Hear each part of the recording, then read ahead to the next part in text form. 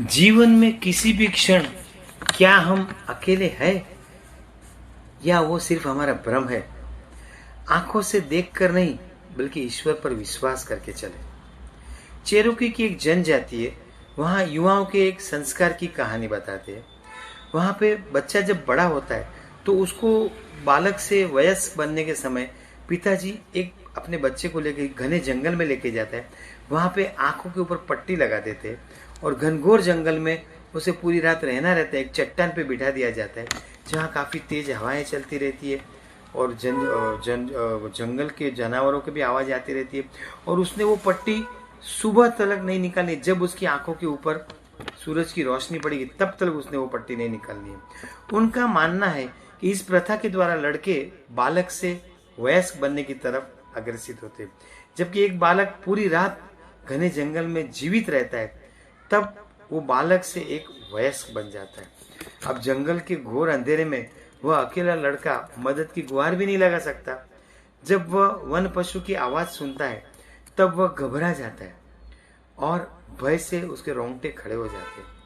चट्टान से उस लड़के को मजबूती से बैठना पड़ता है क्योंकि हवा तेज चलती है, उसके शरीर पे तेज हवा लग रही है और उसका संतुलन भी बिगड़ रहा है।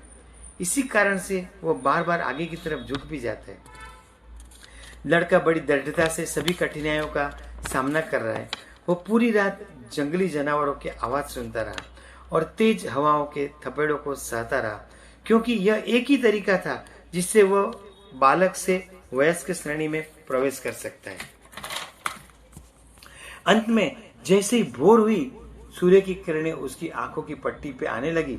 उस लड़के ने तुरंत ही अपनी पट्टी खोल दी और जैसे ही उसने देखा तो सामने उसके पिताजी खड़े थे और पिताजी ने उसको कहा, पूरी रात वो तुम्हारी बगल में ही खड़े थे।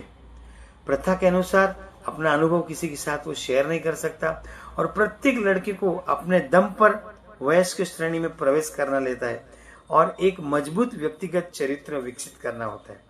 लेकिन कभी भी ये मत भूले कि हमारे गुरु, हमारे ईश्वर, हमारे माता पिता हमेशा मार्गदर्शक की रोशनी के रूप में हमारे साथी होते हैं।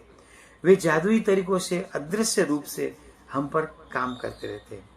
प्रभु में पूर्ण विश्वास के साथ अध्यात्म और भौतिक जगत में आगे बढ़ना है। ईश्वर को कई तरह से परिभाषित किया गया है, लेकिन उनमें से कोई भी परिभाषा सही नहीं है। अगर ईश्वर को परिभाषित किया जा सकता तो वह किसी भी हाल में ईश्वर ही नहीं है। भरोसा रखें, हमारे साथ हमारा मार्गदर्शक, हमारे पिता माता के आशीर्वाद हमेशा रहते हैं। उनको नमस्कार करते रहे, उनके आशीर्वाद लेते रहे, खुश रहे और तंदुरुस्त रहे।